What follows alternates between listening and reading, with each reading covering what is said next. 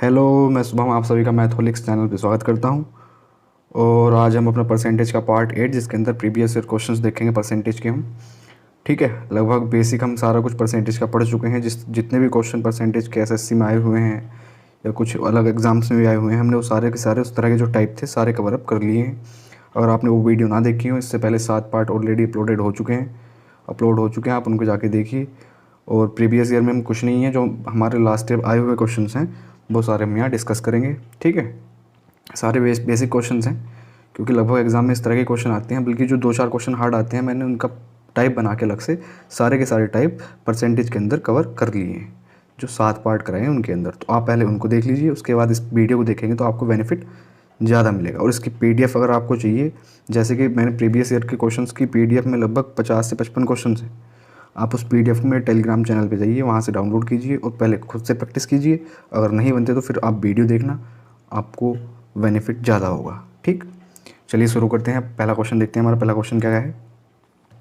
If a number multiplied by 25% of it self gives a number which is 200% more than the number. तो फिर हमको number बताना है। ये कह रहा है कि अगर कोई नंबर है, अगर किसी नंबर को उसके ही 25% से मल्टीप्लाई कर दिया जाए तो वह अपने से 200% फालतू देता है। ऐसी कंडीशन में मैंने कहा था कि परसेंटेज में जब भी कुछ भी मानना हो तो एक्स बाद में मानना, पहले कोशिश करना कि 100 पे बन के काम चल जाए। ठीक, तो हमने क्या किया कि 100 मान लिया। नंबर क्या है? 100 है वो। जब 100 को उसके 25% से मल्टीप्लाई करेंगे, 100 का 25% कितना होगा? 25% ही होगा। ठीक है, तो ये क्या देता है? ये उस संख्या से 200% अधिक देता है। यानी कि 100 का 200% 200 होगा, तो 100 का 200% 200 होगा, तो 100 से 200 अधिक कितना हो जाएगा? 300 हो जाएगा। इसका मतलब क्या हुआ? 100 से 300 को 3 बार काट दिया, यानी कि 25% उस नंबर का किसके बराबर है? 3 के बराबर है। तो 100% के लिए 4 से मल्टीप्लाई यहाँ कर दो और 4 से मल्टीप्लाई यहाँ कर दो, यानी कि हमारा वो नंबर क्या हो जाएगा? 100% होगा अपने आप में। और 100% की वैल्यू क्या आ जाएगी? 12 आ जाएगी, यानी कि A is the right answer. ठीक है, नेक्स्ट क्वेश्चन देखते हैं अपना। क्योंकि आज खास समझाने के लिए क्वेश्चंस तो हैं, लेकिन कोई ऐसा नहीं है कि पर्टिकुलर कोई कॉन्सेप्ट पे हमको बात करनी है ना। सारे के सारे कॉन्सेप्ट हम पीछे पढ़ चुके हैं।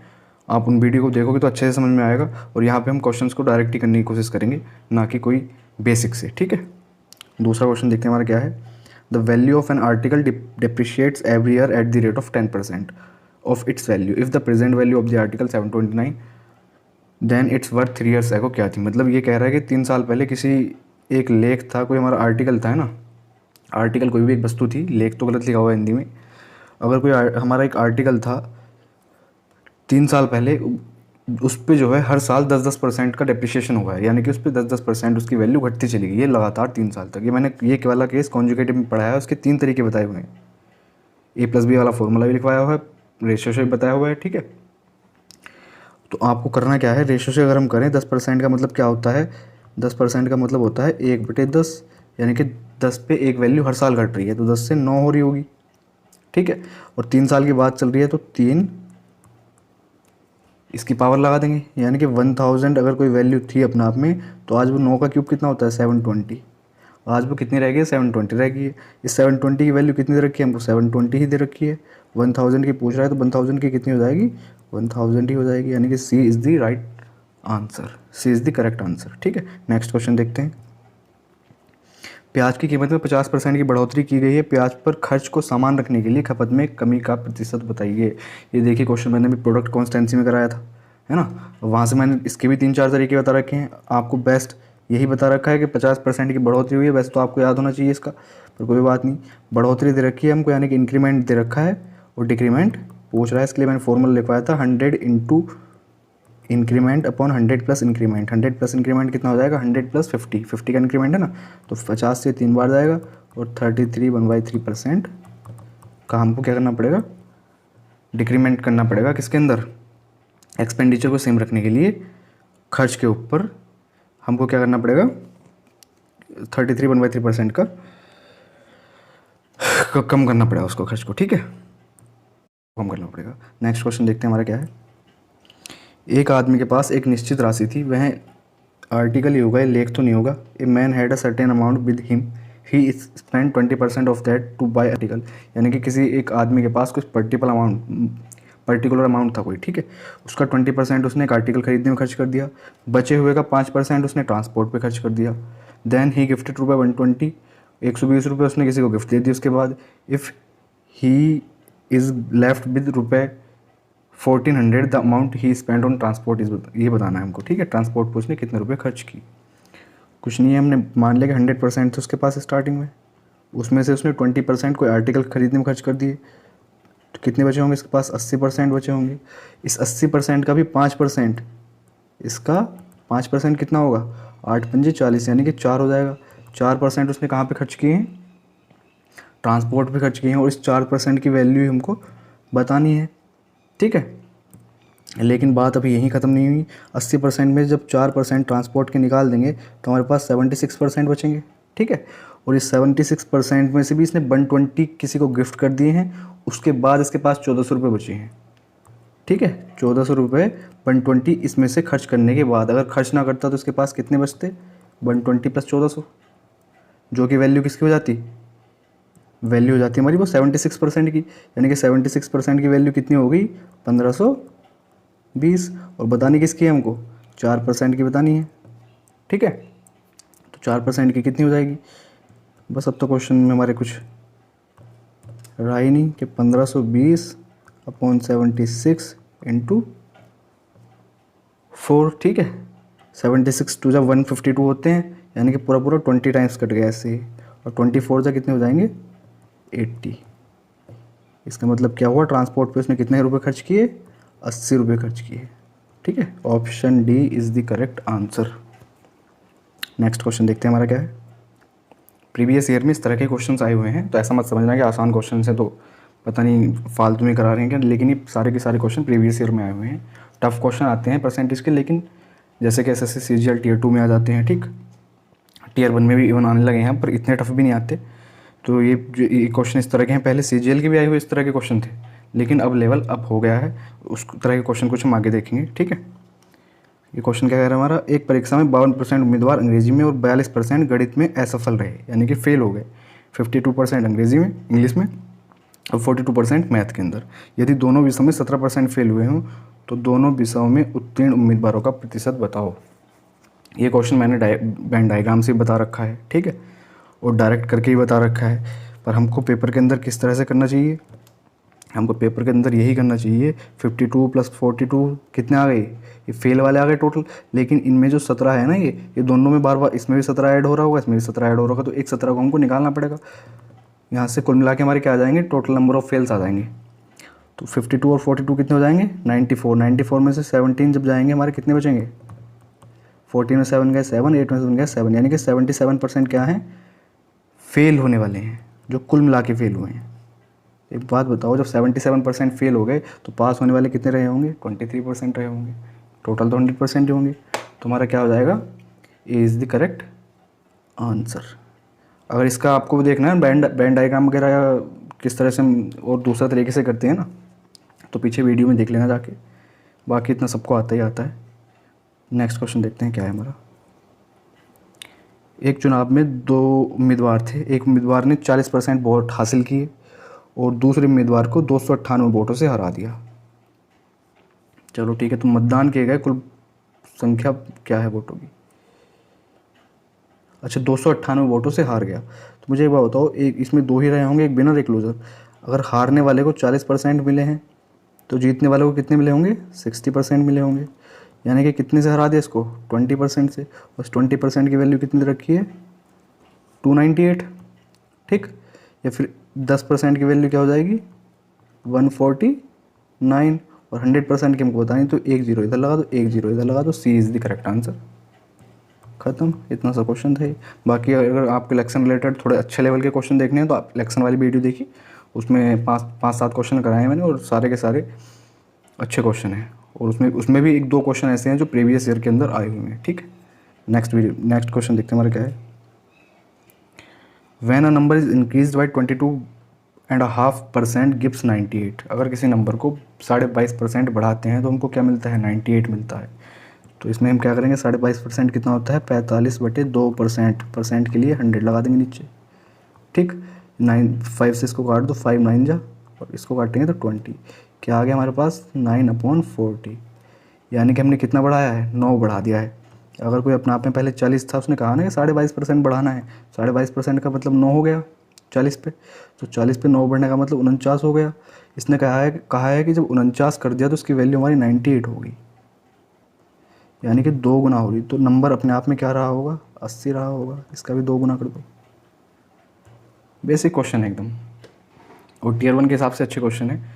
CHSL, MTS, CGL में कुछ इस तरह के क्वेश्चन आ सकते हैं, लेकिन बेसिक क्वेश्चन है, अच्छे क्वेश्चन है। रेलवे वगैरह में आप इस तरह के क्वेश्चन देखने को आपको मिल ही जाते हैं। NTPC का भी एग्ज़ाम चल रहे हैं, इसके अंदर काफ़ी क्वेश्चन इस तरह के आ रहे हैं। ठीक है, नेक्स्ट क्वेश्चन देखते हैं क्या है हमारा। एक परीक्षा में A को B से 25% अंक प्राप्त हुए, अधिक या ज़्यादा, मतलब कम। इंग्लिश में पढ़ते हैं, in an examination A got 25% marks more than B, यानी कि A को 25% नंबर ज़्यादा मिले किससे, B से। B got 10% less than C and C got 25% more than D। If D got 320 marks out of 500, the marks obtained by A वर। ये question same हम कर चुके हैं ऑलरेडी, तो आप वीडियो में देख लेना, इसको यहाँ कराने का कोई फ़ायदा है नहीं। और जहाँ तक मुझे याद आ रहा है, आई थिंक इसका आंसर 360 या 450 में से कोई सा एक होगा। बाकी आप इसको वहीं देख लेना, करने को कुछ नहीं है। चलो यहाँ भी देख लेते हैं एक बार। डी को कितने मिले हैं, 320 मिले हैं। ठीक, ऊपर लिखते हैं 320 किसको मिले हैं, डी को मिले हैं। ठीक है, उल्टा क्वेश्चन पढ़ते हैं हम। और सी गो 25% मोर देन डी, डी से 25% ज़्यादा किसको मिले हैं, सी को मिले हैं। तो मुझे एक बात बताओ, 25% का मतलब 1/4, यानी कि 4 से 5 हुए होंगे। 4 की वैल्यू अगर ये है 320, तो 5 की 400 हो जाएगी। ठीक, अब बी की बात करते हैं, तो बी गोट 10% लेस देन सी। 400 से 10% कम का मतलब 400 से 40 कम, यानी कि 360 मिले होंगे इसको, किसको, बी को। अब बात करते हैं हम किसकी, ए की बात करते हैं। ए को 25% ज़्यादा मिले हैं किससे, 360 से, यानी कि बी से। और 25% का मतलब 1/4, यानी कि 4 अगर बी के थे तो ए को कितने मिले होंगे, 5 मिले होंगे। और 4 की वैल्यू 360, तो 5 की वैल्यू कितनी हो जाएगी, 450। और यही हमसे पूछा था, B is the correct answer. Next question देखते हैं क्या है हमारा। 3 sets of 40, 50 and 60 students appeared for an examination. एक एग्जामिनेशन में 40, 50 और 60 स्टूडेंट्स, मतलब बैच मान लो इनको कि 3 बैच थे। एक बैच में 40 बच्चे थे, एक में 50 बच्चे थे, एक में 60 बच्चे थे। ठीक है, और उनमें से जब पास का परसेंटेज निकाला गया तो 40 बच्चों में से तो 100% पास हुए हैं, 50 वालों में से 90% पास हुए हैं, और 60 वालों में से 80% पास हुए हैं। तो हमको ये बताना है पूरे सेट का, यानी कि तीनों के तीनों बैच का कुल मिला के पास परसेंटेज क्या है। ठीक है, तो 40 का तो 100% पास हो गए। अगर पास वालों की बात करें हम, 40 का 100% कितना हो जाएगा, पास वालों की बात करें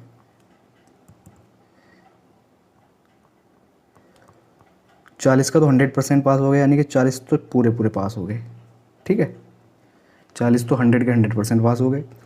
50 वाला जो बैच था उसमें 90% पास हुए हैं, तो 50 का 90% कितना हो जाएगा, 45 हो जाएगा। ठीक, 60 वाले जो थे उसमें से 80% पास हुए हैं, यानी कि 48 ही पास हुए हैं। ऐसा करने पे कुल मिला के पास कितने हुए हैं, 8 5 13 का 3, 4 12 और 1 13, यानी कि 133 बच्चे पास हुए हैं कुल मिला के। और बच्चे टोटल थे कितने, ये 100, 90 और 80 को जब जोड़ोगे तो कितना बैठेगा, 270 बैठेंगे। ठीक, सॉरी 1 मिनट, 6 4 10, सॉरी ये है ना बच्चे ऊपर हैं, 6 4 10 और 5 15, यानी कि 150 बच्चे थे कुल मिला के। 133 पास हुए हैं, परसेंटेज के लिए 100 लगा देंगे। यहाँ से इसको कैलकुलेट कर लो, इस 0 से ये चला जाएगा।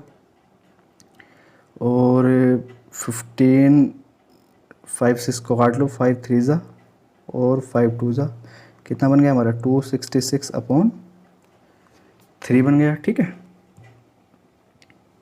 अब इसको सॉल्व करोगे तो कितना आएगा, 3 8 ज़ा 24 होते हैं, 26 बच जाएगा, फिर 3 8 ज़ा 24 होते हैं, फिर 2 बच जाएगा, 2/3 कितना होता है हमारा, 2/3 ही रह जाएगा, यानी कि 88 2/3% हमारे क्या है, पास परसेंटेज है जो उसने पूछी थी क्वेश्चन के अंदर। हमारा कौन सा आंसर करेक्ट हो रहा है देखो, 88/3 A option is the correct answer. ठीक है, नेक्स्ट क्वेश्चन देखते हैं क्या है हमारा। अच्छा, 2 क्वेश्चन है, सेम तरह के क्वेश्चन है ये, और ये क्वेश्चन आया हुआ भी है एग्ज़ाम के अंदर, कई बार आए हुए हैं। जब प्रीवियस ईयर में तो आए हुए तो होंगे, लेकिन ये एसएससी में कई बार पूछे जा चुके हैं, इवन रेलवे में पूछे जा चुके हैं। क्वेश्चन में इनमें कुछ है नहीं है। यदि घन के प्रत्येक किनारे में 50% की वृद्धि की जाए, यानी कि उसकी जो साइड है, पहला क्वेश्चन देख रहे हैं हम 105 जो है, साइड को हम कितना बढ़ा रहे हैं, 50% बढ़ा रहे हैं। ठीक, प्रोडक्ट कॉन्स्टेंसी वाले में बताया था मैंने। तो सतह क्षेत्रफल बताओ उसका कितना होगा, सरफेस एरिया में कितना इंक्रीमेंट होगा। मुझे एक बात बताओ, सरफेस एरिया होता है कितना है, 6a² होता है, तो 6 तो कांस्टेंट है। 6 क्या है, 6 तो कांस्टेंट है, यानी कि हमारी साइड ही कितने बार बढ़ रही है, 2 बार बढ़ रही है। 2 बार बढ़ने का मतलब क्या हो जाएगा, 50 a + b + ab/100 वाला कॉन्जुगेटिव 2 बार हो रहा है, कॉन्जुगेटिवली बढ़ रही है। तो इसमें हम क्या लगा देंगे, 50 + 50 + 50 × 50/100। ठीक, यहाँ से हमारा कितना आ जाएगा, 125%, जो कि ए ऑप्शन है। एक तरीका तो ये हो गया इसका। दूसरा, आप इसको रेशियो से भी कर सकते थे। ठीक, और तीसरा, 50% का मतलब होता है 1/2, तो आप पहले साइड 2 मान लीजिए, अब 3 मान लीजिए। ठीक है, इससे होगा क्या, इससे ये होगा कि यहाँ से जब आप सरफेस एरिया का रेशियो निकाल लोगे, 2 वाले से कितना आएगा, 4 आएगा, और 3 वाले से 9 आ जाएगा, यानी कि 4 से 9 हो गया, कितना बढ़ गया, 5 बढ़ गया, कितने पे, 4 पे × 100, ये भी कितना देगा, 125% ही दे देगा। ठीक है, सेकंड क्वेश्चन देखते हैं हमारा क्या कह रहा है। ये तो हो ही गया। क्या कह रहा है हमारा सेकंड क्वेश्चन, 106 जो है, if each side of A cube is increase by 10%, यानी कि फिर से वही कह रहा है कि किसी भी घन की अगर प्रत्येक भुजा को हम 10% बढ़ा दें, तो इस बार क्या कह रहा है कि उसके वॉल्यूम में कितना इंक्रीमेंट होगा। वॉल्यूम में इंक्रीमेंट बताना है, वॉल्यूम होता है कितना है, a³ होता है। ठीक है, या तो आप इस वाले फॉर्मूले से ही कर लीजिए, a + b + a × b/100, पहले 2 में लगाएंगे, फिर यहाँ से एक वैल्यू आएगी 21%, फिर 21 का मतलब 10 के साथ लगा दीजिए, फिर भी आपका आंसर आ जाएगा। ठीक है, या फिर हम दूसरा इसका क्या, रेशियो मेथड भी लगा सकते हैं। हमको पता है कॉन्जुगेटिवली बढ़ रहा है, आपको अगर ये चीज़ अगर ना समझ आ रही हो तो आप कॉन्जुगेटिव वाली वीडियो देख लीजिए जाके मेरी, वहाँ मैंने रेशियो मेथड और ये a + b वाला फॉर्मूला सब कुछ बता रखा है। ठीक, तो 10% बढ़ा है, 10% का मतलब कितना होता है, 1/10 होता है, यानी कि 10 से 11 हो रहा है। कितनी इसकी बात चल रही है, हमारी क्यूब की बात चल रही है, यानी कि 3 बार ऐसा ही हुआ होगा इसके साथ। ठीक, 10 10 10 की गुणा करेंगे तो 1000 बन जाएगा, और 11 11 11 11 की गुणा करेंगे 3 बार, ये हमारा 1331 होता है। आपको क्यूब जो है लगभग 15 तक याद होने चाहिए, और 25 तक स्क्वायर याद होने चाहिए, बिल्कुल टिप्स पे होने चाहिए ये तो, अगर कैलकुलेशन अच्छी करनी है तो। अब एक बात बताओ, 1000 से कितना बढ़ रहा है, 331 बढ़ रहा है, कितने पे, 1000 पे × 100, वैसे भी हमको दिख रहा है कि 33.1 ही आएगा, तो कितने का इंक्रीमेंट हो गया, 33.1% का इंक्रीमेंट हो गया। ऑप्शन हमको नहीं दिए हुए, कोई बात नहीं, हमारा आंसर यही आएगा, 33.1%। ठीक है, इसको थोड़ा अच्छे से लिख देता हूँ, आंसर क्या आएगा हमारा, 33.1% आएगा। लेकिन एक चीज़ और याद रखिए आप, 10% एक ऐसा अपने आप में नंबर है, ऐसा परसेंटेज है जिसका यूज़ हम काफ़ी जगह देखने को मिलता है। तो इसके लिए ना आप एक काम कीजिए, छोटा सा, 1 मिनट, काम क्या कीजिए आप कि 10% के लिए आप ये देख लीजिए कि 3 साल बाद तक इसकी परसेंटेज कैसे कैसे कन्वर्ट होती है, और 3 साल पहले तक कैसे कैसे कन्वर्ट होती है। ठीक है, ये बाद की बात कर रहे हैं और इधर पहले ही कर रहे हैं, ये बीच में एक लाइन खींच लीजिए। 10% यानी कि अगर हम 100 कोई चीज़ मान लेते हैं, कोई चीज़ अपनी 100 मान लेते हैं हम, ठीक है, कोई भी आर्टिकल है या कुछ भी है, तो पहले साल में 10% बढ़ेगा, यानी कि 10 रहेगा, 110 हो जाएगा। ठीक है, अगले साल जब भी बढ़ेगा तो 121 हो जाएगा, और तीसरे साल जब बढ़ेगा तो 133.1 हो जाएगा। ये चीज़ें आपके याद होनी चाहिए बिल्कुल। दूसरी बात, अगर घटाने की बात करें, इसको पीछे लेके जाने की, तो 10% घटाएंगे 90 बचेगा, 90 का 10% घटाएंगे तो हमारा कितना बचेगा, 81 बचेगा, और इसका भी 10% घटाएंगे तो हमारा कितना बचेगा, 72.9। ये एक ऐसी फिगर है जो कि काफ़ी जगह इस्तेमाल होती है। इतनी चीज़ें आपके दिमाग में होनी ही चाहिए। आपको दिख रहा है कि कहीं पे भी 3 साल की बात चल रही है, हमको पता है कि 100 से कितना हो जाएगा वो 133.1 यानी कि 33.1% बढ़ जाएगा। 2 साल की बात चल रही है, हमको पता है कि 100 से कितना हो जाएगा 121 हो जाएगा, यानी कि 21% का इंक्रीमेंट उसके अंदर देखने को मिलेगा। 1 साल चल रही है तो 10%, ये तो इसमें तो कुछ बताने की ज़रूरत है ही नहीं। ऐसे ही घटाने की बात करें, मान लीजिए जैसे कि हमने पीछे क्वेश्चन देखा था डेप्रिसिएशन वाला, कि इसमें डेप्रिसिएशन हुआ था 3 साल तक, तो 100 वाली वैल्यू कितनी हो गई होगी 72.9 हो गई होगी। अच्छा 1000 की बात करने लगते तो डेसिमल हट जाता, यानी कि 1000 से 729 हो जाती। ठीक, इस तरीके से ये पूरा का पूरा एक छोटा सा फिगर अपने दिमाग में सेट कर लीजिए, और ये तो टिप्स पे होना ही होना चाहिए, क्योंकि ये हमारा कंपाउंड इंटरेस्ट में बहुत यूज होगा। ठीक, परसेंटेज में आपने इसका यूज़ देख ही लिया कितनी जगह होता है, प्रॉफिट लॉस में भी यूज होता है। इस चीज़ को अपना थोड़ा सा याद रखना। बाकी अपना नेक्स्ट क्वेश्चन देखते हैं क्या है हमारा। The strength of a school increase and decrease in every alternate year. Hindi में नहीं लिखा हुआ, मैं बताता हूँ आपको कि एक स्कूल में जो बच्चे थे वो ऑल्टरनेट मतलब कि जैसे कि एक साल बढ़े उससे अगले साल उतनी परसेंट कम हो गए, पहले साल 10% बढ़े, दूसरे साल 10% कम हो गए, तीसरे साल फिर से बढ़ेंगे, फिर कम होंगे। इस तरह से ऑल्टरनेट क्या है वो घटते बढ़ते जा रहे हैं। It started with increase in 2000, यानी कि 2000 में 10% के साथ बढ़ना शुरू हुआ था। तो 2001 में क्या होगा 10% घटेगा, फिर 2002 में क्या होगा फिर से बढ़ेगा। ठीक, then the strength of the school in 2003 as compare to 2000 क्या होगी। ठीक है, हमको ये बताना है कि 2000 से 2003 के बीच बच्चों में क्या बदलाव आएगा, बढ़ेंगे या घटेंगे। 3 साल की बात चल रही है, पहले साल में 10% बढ़ेंगे 2000 से 2001 के बीच, 2001 से 2002 के बीच 10% घटेंगे, 2002 से 2003 के बीच 10% फिर से बढ़ेंगे। इसको करने के लिए हमारे पास सबसे बेस्ट तरीका क्या होगा, इसको करने के लिए बेस्ट तरीका हमारा 10% की वैल्यू 1/10 होती है। ये तो आपको याद हो गया होगा, चार्ट मैंने दे दिया था ऑलरेडी स्टार्टिंग में, आप उसको डाउनलोड किए हो क्या हुआ आपके पास रखा होगा, नहीं तो ये चीज़ें तो बेसिक हैं। 10 से 11 हुआ पहले साल में, 3 साल की बात चल रही है, हमको ये दिख रहा है। ठीक है, नेक्स्ट ईयर क्या हुआ, बुक 10% घटाया, यानी कि 10 से 9 हो गया होगा। उससे अगले साल क्या हुआ है, वो 10% फिर बढ़ा है, यानी कि 10 से 11 हो गया होगा। ठीक है, बस अब इसकी मल्टीप्लाई करनी है हमको। ये तो हमारा 1000 आ जाएगा, हमको पता ही है।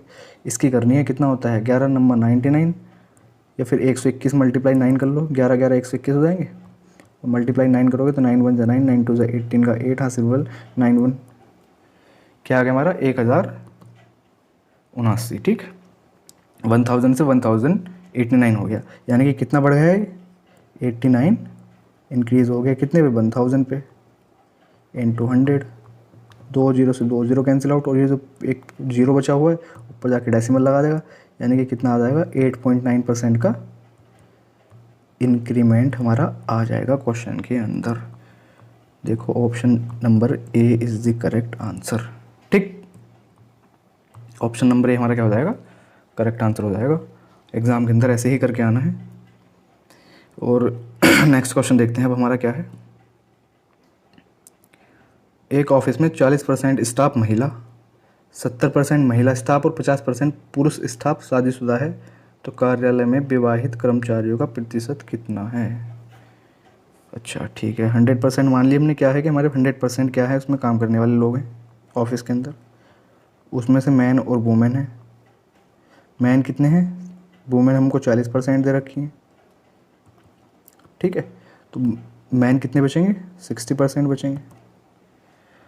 अब इसने कहा क्या है कि 70% किसका, महिला स्टाफ का, यानी कि 40 का 70% कितना होगा 28। देखो परसेंटेज निकालने के लिए मैंने बता रखा है 40 का 70% चाहिए, तो इतनी चीज़ें हमको लिखनी बिल्कुल भी नहीं है। अगर लिखने के चक्कर में रहेगा तो एग्ज़ाम क्वालिफाई कभी नहीं होगा। इतनी चीज़ें दिमाग में हो जानी चाहिए कि 28 ही आएगा। हमको पता है 2 जीरो, एक 40 के साथ एक जीरो लगा हुआ है, एक 70 के साथ आएगा 70% वाला जीरो, और नीचे के जो 2 जीरो हमारे लगेंगे परसेंटेज की तरफ से, उनको आपस में कैंसिल आउट करके हमारे पास 28 ही बचेंगे। ठीक, तो 28% वुमेन कैसी हैं, जिनकी शादी हुई है। 50% पुरुष, 60 का 50% आधा होता है, यानी कि 30% पुरुष ऐसे हैं जिनकी शादी हुई है। कुल मिला के कितने ऐसे हैं, ये 30 और 20 50 58% ऐसे हैं जिनकी शादी हुई है। तो हमको बताना क्या है, जिनकी शादी नहीं हुई, अनमैरिड जो है, ये कि 58% मैरिड हैं, तो 42% बचे हुए क्या होंगे, अनमैरिड हो जाएंगे। और यही हमारा आंसर है 42%। ठीक, 100% टोटल थे, 58%, 58% उनमें शादी कर चुके हैं, मैरिड हैं, तो बचे हुए 42% क्या होंगे, अनमैरिड होंगे। ठीक, नेक्स्ट क्वेश्चन देखते हैं। जल कर में water tax is increase by 20%, but its consumption it decrease by 20%, then the increase और डिक्रीज इन द एक्सपेंडिचर। देखो, ये क्वेश्चन मैंने अभी प्रोडक्ट कॉन्स्टेंसी वाले में कई बार करा चुका हूँ। ये मैं बता चुका हूँ कि जब भी प्राइस इंटू कंजम्पशन बराबर हमारा एक्सपेंडिचर हो जाएगा, और एक्सपेंडिचर हमको क्या करना है, सेम करना है। और ये दोनों चीज़ें 20% की एक बार बढ़ोतरी है, एक बार कमी है। तो मैंने कहा था कि हमेशा इस कंडीशन में डिक्रीमेंट ही होगा, डिक्रीज ही होगा। कितने का, ए इंटू ए, यानी कि दोनों परसेंटेज का मल्टीप्लाई करके 100 से डिवाइड कर दिया करो। और जब भी एक बराबर बढ़ रही हो और एक बराबर घट रही हो, तो वहाँ पे हमेशा डिक्रीमेंट ही होता है। और कितना, उन दोनों की मल्टीप्लाई करके 100 से डिवाइड कर दिया करो। तो 20 400, 20 की मल्टीप्लाई अपॉन 100, यानी कि 4% का डिक्रीमेंट हो जाएगा। आपको ये चीज़ देखनी है तो पीछे जाके वीडियो में देख लीजिए, दूसरी वाली में, बाकी इतनी आपको पता भी होगा। नेक्स्ट क्वेश्चन देखते हैं। एक गांव ने बाढ़ में अपनी बकरियों का 12% खो दिया। शेष का 5% बीमारियों से मर गए। यदि अभी बची संख्या 8360 है, तो बाढ़ से पहले मूल संख्या क्या थी। वही करना है कि अपनी क्या मूल संख्या मान लो 100% थी। ठीक, 12% खोने का मतलब क्या हुआ, -12% हो गई होंगी। कितनी बची होंगी, 88% हमारे पास रह गई होंगी। लेकिन 88 का भी 5% क्या है, मर गई हैं। 88 का 5% भी हमारी मर चुकी हैं। तो 5% जब मर चुकी हैं तो बची हुई कितनी होगी, 95%। 88 का 95%, ये 5% टोटल की बात नहीं कर रहे हम, ये 88 की बात चल रही है यहाँ। 5% अलग है, 88 का 5% की बात चल रही है। कभी आप सोचोगे उसके 5% की बात चल रही है तो 88 में से 5 घटा देंगे, 83 बचेगा, ऐसा नहीं करना। 88 के 5% मरे हैं, यानी कि 88 के 95% क्या हैं, अभी भी जिंदा हैं। तो इस वाले परसेंटेज को हटाएंगे, तो इस वाले परसेंटेज को हटा दो 95% वाले को, तो अपॉन में क्या है, 100 लगा दो। ठीक, और इसकी वैल्यू इसने कितनी दी हुई है, इसकी वैल्यू इसने 88% इंटू 95 अपॉन 100 की वैल्यू इसने कितनी दी है हमको क्वेश्चन के अंदर, 8360। ठीक है, और हमसे मूल वैल्यू पूछी है, यानी कि 100% की वैल्यू पूछ रहा है। बस कर दो अब तो, इसको कुछ बचा ही नहीं। 8360 ऐसी वैल्यू किसकी है, 88 इंटू 95 की। ठीक, ये वाला 100 ऊपर पहुंच जाएगा और ये वाला 100 भी ऊपर ही पहुंच जाएगा। ठीक है, इसको काटाफाटी कर लो, इसकी करना क्या है हमको। अब इसको हम अगर 11 से डिवाइड करें, 11 8 जा, और 11 से इसको काटेंगे तो 11 7 जा 77, और 66 हो जाएगा, 11 6 जा, और 0 बचेगा। ठीक है, 19 से इसको काटेंगे, 19 चौक 76 होते हैं, 40 हो जाएगा। इसको काटेंगे 5 टाइम्स जाएगा, और 8 पंजे 40, और 40 से 40 कैंसिल आउट, यानी कि हमारे पास कितने रह गए, 100 इंटू 100 कितना होता है, 10,000। हमारी क्या थी स्टार्टिंग में, बकरियों की संख्या यही थी। ठीक है, हमारी बकरियों की संख्या क्या थी स्टार्टिंग में, 10,000 थी, यानी कि B option is the correct answer. अपना नेक्स्ट क्वेश्चन देखते हैं क्या है। एक सेनानी युद्ध में अपने 10% लोगों को खो दिया। शेष का 10% बीमारी के कारण मर गए, और बाकी जो बचे थे उनका भी 10% विकलांग घोषित हो गए। इस प्रकार सक्रिय पुरुषों की संख्या, यानी कि जो एक्टिव सोल्जर्स बचे वहाँ 7,29,000 बचे। तो मूल ताकत बतानी है। अभी पीछे यही चीज़ तो मैं समझा रहा था कि 10% की बात चल रही है, और 3 साल लगातार घटे हैं, तो 3 साल 100 से कितने हो गए होंगे, यही चीज़ तो मैं समझा रहा था कि 72.9 हो गए होंगे। और इसकी वैल्यू कितनी दे रखी है 72.9 की, 7,29,000, तो 100 की कितनी हो जाएगी, 10 लाख। ठीक, यही चीज़ बतानी थी हमको, इसीलिए कह रहा था कि इस चीज़ को याद रखो। हमको डायरेक्ट दिख रहा है ये क्वेश्चन करने की, ये क्वेश्चन दिमाग में हो जाते हैं। आप जब प्रैक्टिस कर लेंगे तो आपको लिखने की बिल्कुल भी ज़रूरत नहीं पड़ेगी। और मैंने भी पीछे बताया था कि 10% का लगातार डिक्रीमेंट या डेप्रिसिएशन चल रहा है कहीं पे भी, यहाँ पे भी तो ये हो रहा है। पहले 100% थे, 100% में 10% लोग क्या है, युद्ध में अपना शहीद हो गए, 90% बचे, 90% में से भी 10% बीमारी के कारण ख़त्म हो गए। कितने बचे? 81 बचे। 81 का भी 10% विकलांग थे। 81 का 10% निकाल लो तो कितना बचेगा? 72.9 ही बचेगा। उसकी वैल्यू कितनी दे रखी है इसने? 7,29,000 दी हुई है और 100 की वैल्यू पूछ रहा है। तो इस तरह के क्वेश्चन तो हमारे दिमाग में वैसे भी हिट कर जानी चाहिए, डायरेक्ट देख के इनको लिखने की ज़रूरत नहीं होती। नेक्स्ट क्वेश्चन देखते हैं क्या है। एक बिजनेसमैन है, a businessman imported laptop birth ₹2,10,000, mobile phone birth ₹1,00,000 and television set worth ₹1,50,000। एक बिजनेसमैन है, उसने क्या काम किया है? उसने एक लैपटॉप ख़रीदा है, इंपोर्ट किया है मतलब कहीं बाहर से मंगाया है, 2,10,000 रुपये का। मोबाइल फ़ोन जो है उसने 1,00,000 रुपये का मंगाया है। और टेलीविज़न सेट जो है उसने 1,50,000 रुपये का परचेज़ किया है, बाहर से मंगाया है। ही हैड टू पे 10% ड्यूटी ऑन लैपटॉप। 10% उसको जो टैक्स है, ड्यूटी है, लैपटॉप पे देनी पड़ेगी, 8% फ़ोन पे देनी पड़ेगी और 5% टेलीविज़न पे उसको देनी पड़ेगी। क्या? जो टैक्स होगा उसका, ड्यूटी होगी, ठीक है। तो how much total duty he had to pay on all item as per above details. तो ऊपर की डिटेल के अनुसार उसको टोटल कितना ड्यूटी या टैक्स उसको देना पड़ेगा, ये हमको बताना है। कितना आसान क्वेश्चन है, इसको यहाँ भी कर सकते हैं हम कि 2,10,000 का ख़रीद के लाया था और 10% उस पर टैक्स दे रहा है, यानी कि 2,10,000 का 10% कितना हो जाएगा? 21,000 हो जाएगा। फिर भी अगर आपको समझ ना आ रहा हो तो ये देख लीजिए, 2,10,000, इसका 10% टैक्स दे रहा है ना वो, तो 10% को हम 10/100 ही लिखते हैं, 10/100। इस जीरो से ये इससे गया, हमारे पास कितना बचा? यानी कि 21,000 रुपये तो उसने ड्यूटी क्या दे दी? टैक्स किस पे दे दिया? लैपटॉप पे दे दिया, ठीक। चलो उसके आगे बात आती है हमारे फ़ोन की। फ़ोन कितने का ख़रीदा उसने?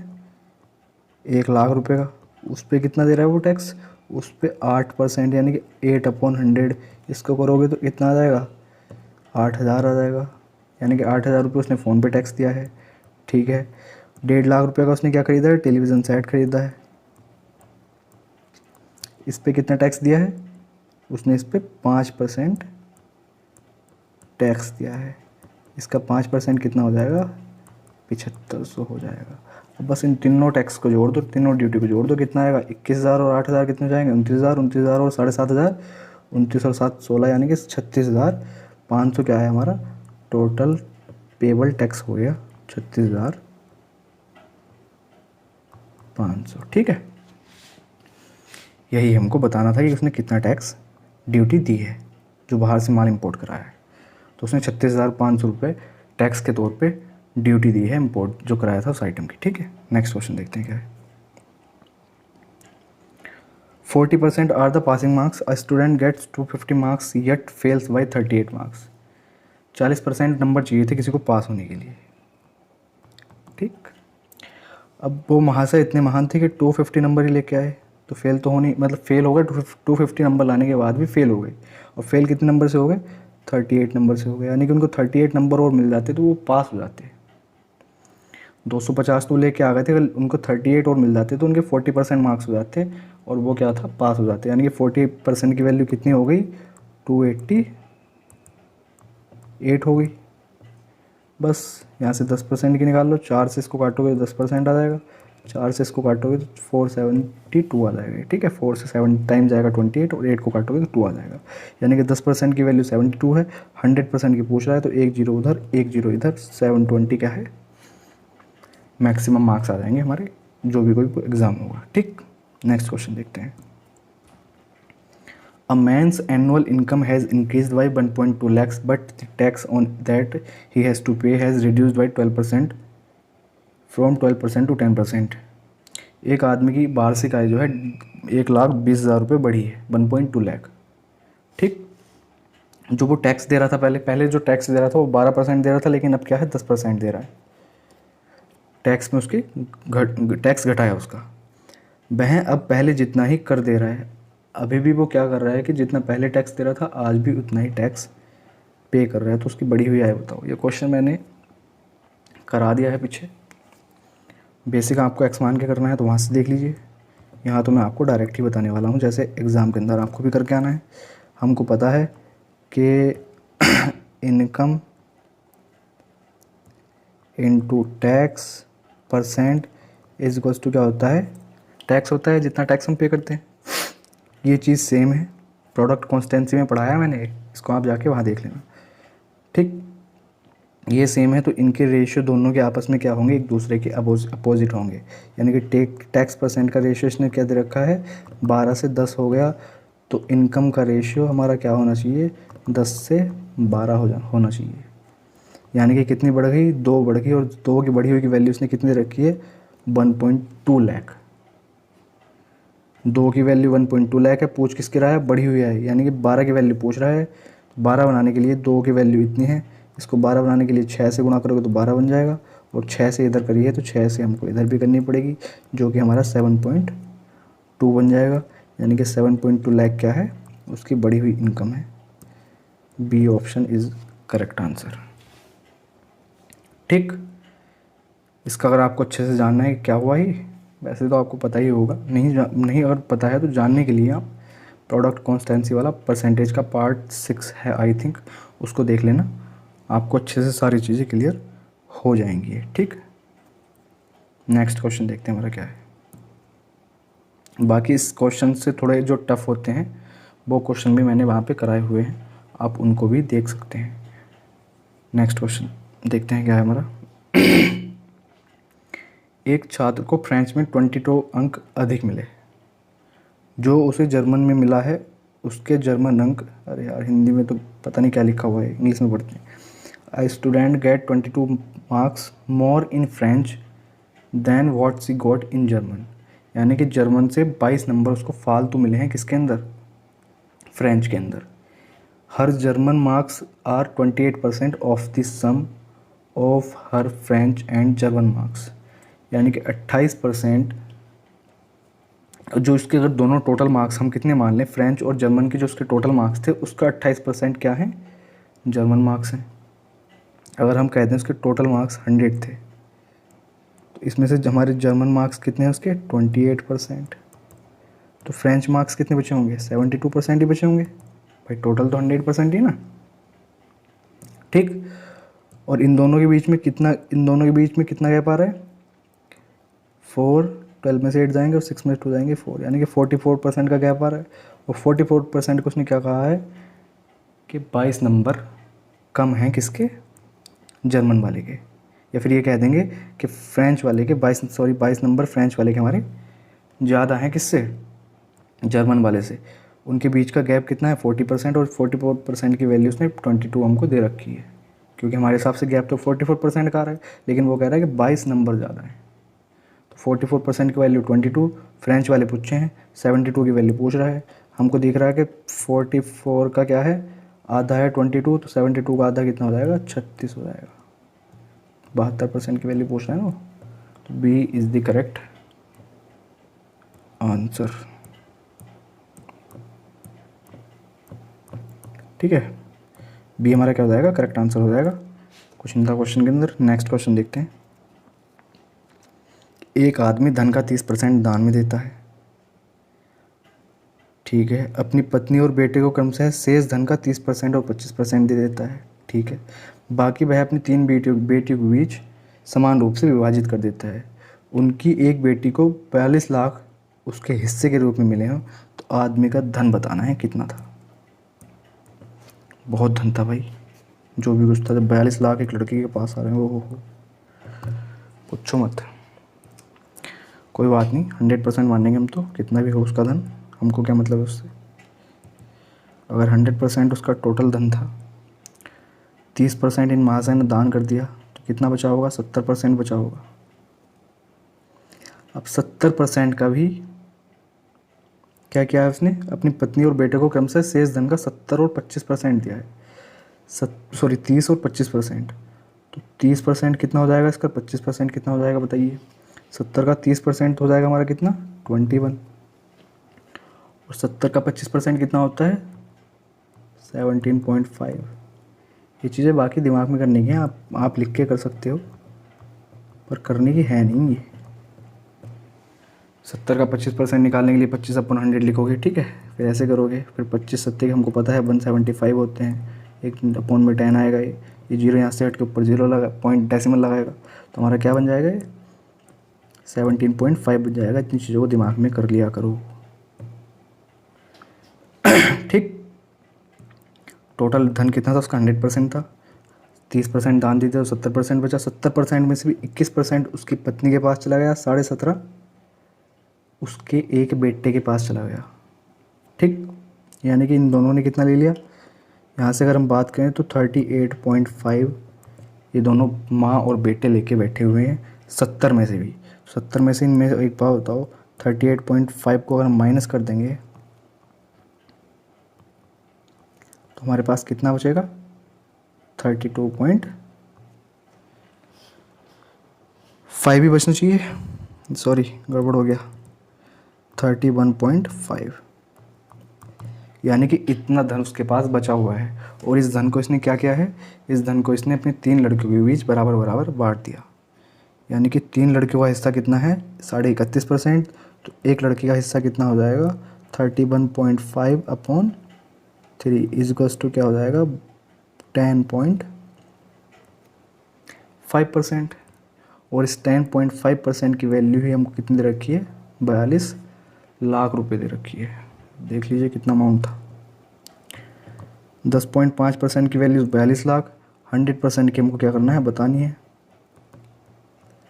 तो 42/10.5 इंटू 100, डेसिमल हटाओगे ऊपर जीरो लग जाएगा, 5 से डिवाइड कर लो, 5 21 टाइम्स जाएगा, ये 20 टाइम्स, 21 से इसको काटोगे तो कितना 20 टाइम्स लग जाएगा।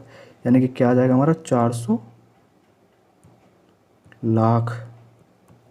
देख रहे हो कितना अमाउंट था, 20 इंटू 20 कितना आ जाएगा, 400, और ये वैल्यू हमको लाख में दी हुई थी, तो हमारे पास कितना आ जाएगा, 400 लाख अमाउंट आ जाएगा बुढ़े का, आदमी का, उसका जितना भी रहा होगा। कितनी बढ़िया संपत्ति थी देखिए, ठीक है। ठीक है, आई होप आपको समझ आ गया होगा। हमने 100% क्या था उसका टोटल धन मान लिया था कि स्टार्टिंग में उसके पास 100% थे, उसने 30% के हाथ दान दे दिया, तो उसके पास 70 बचे। 70 में से भी 30% उसकी पत्नी के पास चले गए, 25% किसके पास चले गए, उसके लड़के के पास। यहाँ से हम डायरेक्ट एक चीज़ और कर सकते थे, हमको पता है 70 का 30 और 25 यानी कि कुल मिला के कितना, 55%, तो वो दोनों बाप माँ और बेटे लेके बैठे हुए हैं, तो 70 का 45% जो बचा वो ही उनकी लड़कियों के बीच बटा होगा। यानी कि 70 का 45% क्या होगा हमारा, 31.5 ही आ जाएगा। तो हमको इतनी लिखने की ज़रूरत भी नहीं थी, बीच का हमने जो माइनस वगैरह किया है, इतना कुछ करने की भी ज़रूरत नहीं थी। अब इसको अगर हम 3 से भी डिवाइड मार दें तो एक लड़की का हिस्सा आ जाएगा, ये कितना आएगा, 15। इस जीरो से इस जीरो को काटोगे, यानी कि 15 सत्ते 105, 105/10, 10.5 आ जाएगा ये, जिसकी वैल्यू हमको कितनी दी हुई थी, 42 लाख दी हुई थी। तो हम ऐसे भी कर सकते थे, बीच की जो हमने इतनी वैल्यू निकाली है कि हमने 17.5 अलग निकाला था, 21 अलग निकाला, ये निकालने की ज़रूरत हमको ऐसे नहीं थी, ना ही 38.5 निकालने की ज़रूरत थी, बस ये समझाने के लिए मैंने आपको बता दिया था। बाकी एग्ज़ाम के अंदर आप डायरेक्ट अप्रोच से करके आइए कि हमको पता है 70 बचा था, 70 में से 55% तो चला गया 70 का, तो 45% ही बचा होगा। 45% किसके लिए बचा होगा, तीनों लड़कियों के लिए बचा होगा। तो 70 का 45% अपॉन 3 कर देंगे तो हमारा एक लड़के का हिस्सा आ जाएगा, ठीक। इसलिए हम बीच की कैलकुलेशन को गायब कर सकते थे बड़े आराम से। आई होप आपको दोनों ही तरीके अब समझ आ गए होंगे। नेक्स्ट क्वेश्चन देखते हैं क्या है हमारा।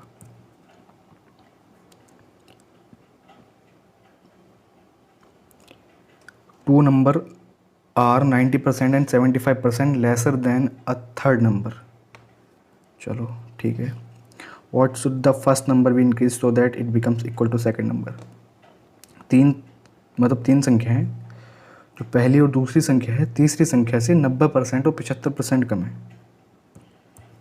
तो हमको ये बताना है कि पहली संख्या को कितना बढ़ाया जाए कि वो दूसरी संख्या के बराबर हो जाए। 3 नंबर मान लेते हैं, फर्स्ट सेकंड और थर्ड। इसको 100 अगर हम मान लें तो इससे 90% कम तो ये है, 90% कम का मतलब 10% ही होगी।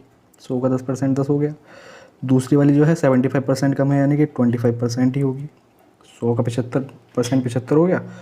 और बचा हुआ कितना 25, 25 भी किसको मिला होगा, बी के पास, इसके सेकंड वाले के पास होगा। अब इसने कहा कि 10 को कितना बढ़ाया जाए कि ये 25 बन जाए। साफ साफ दिख रहा है हमको 150% बढ़ेगा। बाकी करना चाहते हो तो हमको दिख रहा है कितना बढ़ रहा है, 15 बढ़ रहा है। कितने पे, 10 पे इंटू 100, 0 से 0 कैंसिल, यानी कि 150% आ जाएगा हमारा आंसर। सिंपल क्वेश्चन था। नेक्स्ट देखते हैं। जब किसी वस्तु की कीमत में 25% की कमी आई when the price of an item was reduced by 25%, then its sale was increased by X%. If there is an increase of 20% in the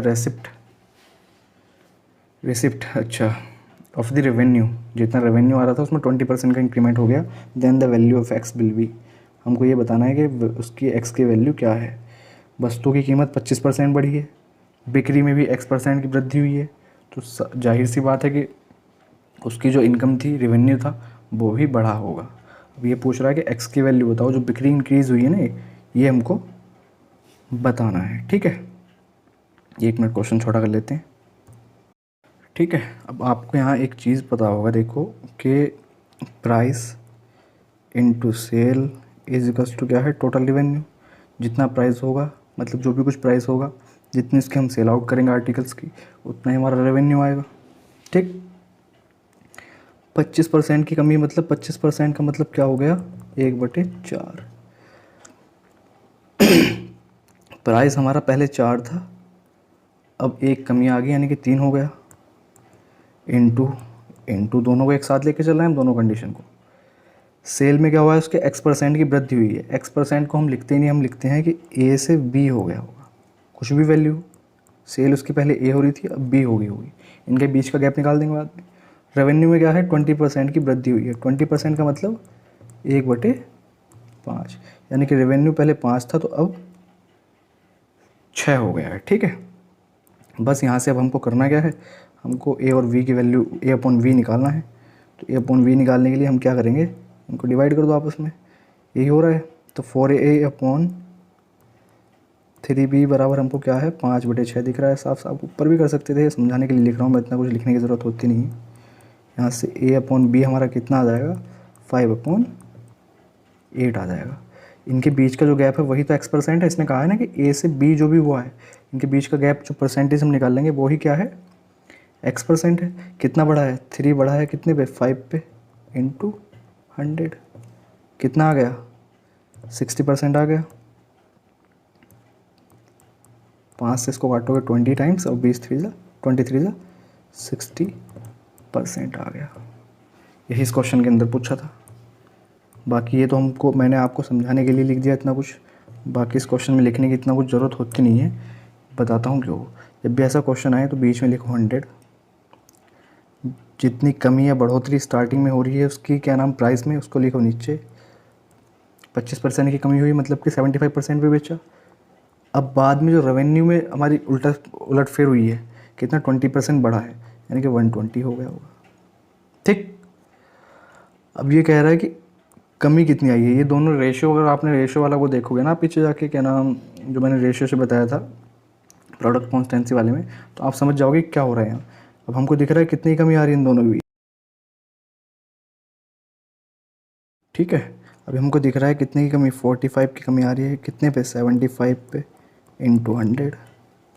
तो डायरेक्ट हम निकाल सकते हैं एक लाइन में क्वेश्चन, 60% हमारा यहाँ से भी आ जाएगा। 15 से इसको काटोगे 3 टाइम्स, इसको काटोगे 5 टाइम्स, और 5 से 100 को 20 टाइम्स काट दोगे, 23 60% ही आ जाएगा। तो इतना कुछ लिखने की ज़रूरत नहीं है। इधर वाली जो चीज़ है आप डायरेक्ट भी इसको इस मेथड से करके आ सकते हो, कुछ नहीं है, रेशियो का उलटफेर ही है। बाकी इसको देखने के लिए आप पुरानी वीडियो देख लीजिए, उसमें सारा कुछ मैंने अच्छे से बताया हुआ है। ठीक है, नेक्स्ट क्वेश्चन देखते हैं क्या है। एक व्यक्ति अपनी आय का 65% खर्च करता है, उसकी आय में 20.1% की वृद्धि हुई है और उसके व्यय में 20% की वृद्धि हुई है, तो उसकी बचत बताओ। ठीक है, एक आदमी की कुछ इनकम होगी, उसमें से वो कुछ क्या कर रहा होगा, एक्सपेंडिचर यानी कि खर्च कर रहा होगा, स्पेंड कर रहा होगा।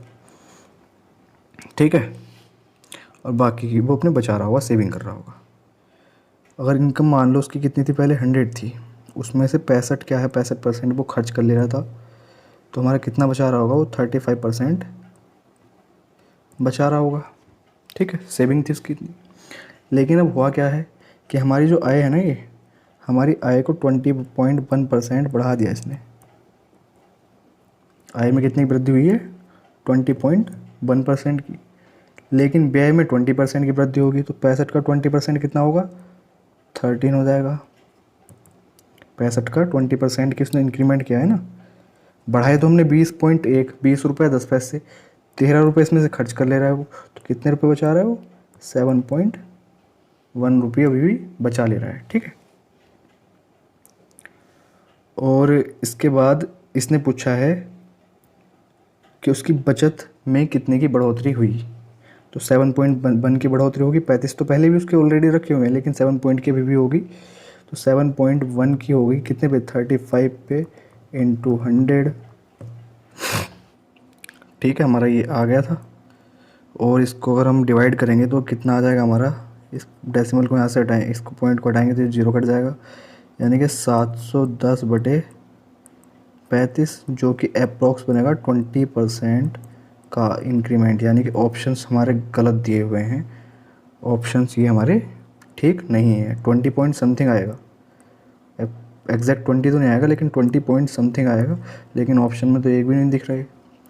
तो हमारा आंसर जो आएगा 20 पॉइंट समथिंग आएगा। मुझे लग रहा है क्वेश्चन में थोड़ी सी कहीं ना कहीं मिस्टेक हुई है, क्योंकि मुझे क्वेश्चन ये थोड़ा सा करा हुआ क्वेश्चन है। हाँ, ये क्वेश्चन 2019 सीजीएल में आया हुआ है, ये क्वेश्चन आया हुआ है सीजीएल टियर 1 में आया हुआ है।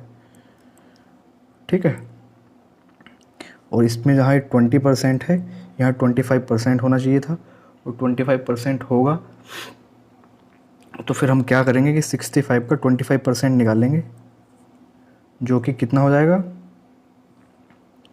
1/4 निकाल लो 65 का, 16.25 हो जाएगा। ठीक है, अगर 20% की वृद्धि ना करके हम यहाँ 25% की वृद्धि करते हैं ना, तब देखो आंसर आना चाहिए इसका, क्योंकि मुझे याद आ रहा है कि 20% की जगह 25% था वो क्वेश्चन के अंदर। ठीक है, तो 20.1 में से 16.25 हमारे क्या है, एक्सपेंडिचर हो जा रहा है। बचेगा कितना हमारा, इसमें से इसको माइनस करेंगे तो हमारे पास बच जाएगा ये 85 पैसे आ जाएंगे, और 3, यानी कि 3 रुपये 85 पैसे क्या है उसकी सेविंग एक्स्ट्रा हो जाएगी। 3 रुपये 85 पैसे एक्स्ट्रा सेविंग का मतलब क्या हो गया, पहले 35 हो रही थी, अब इसकी सेविंग कितनी बढ़ गई है, 3.85 बढ़ गई है, इंटू 100 कर देंगे। अब देखो आंसर आता है कि नहीं आता। अब इससे काट लो, 7 से 7 5 जा, इस डेसिमल को हटाओगे तो दोनों 0 हट जाएंगे, और 7 5 जा और 7 5 जा, यानी कि 55/5, जो कि 11% का इंक्रीमेंट आ गया। हाँ, हमारा ठीक हो गया अब क्वेश्चन। ये वही प्रॉब्लम थी, ये 20% नहीं, क्वेश्चन के अंदर 25% की वृद्धि हो रही होगी, किसके अंदर, उसके एक्सपेंडिचर के अंदर। ठीक है, तभी जाके हमारा आंसर आएगा। बाकी अगर 20% दे रखा है तो 20% से हमारा अप्रॉक्स 20 आएगा सेविंग के अंदर इंक्रीमेंट, और 25% की वृद्धि दे रखी है एक्सपेंडिचर के अंदर, तो फिर हमारा 11% की वृद्धि हो जाएगी। आई होप आपको ये क्वेश्चन समझ आ गया होगा। ठीक है, नेक्स्ट क्वेश्चन देखते हैं हमारा क्या है।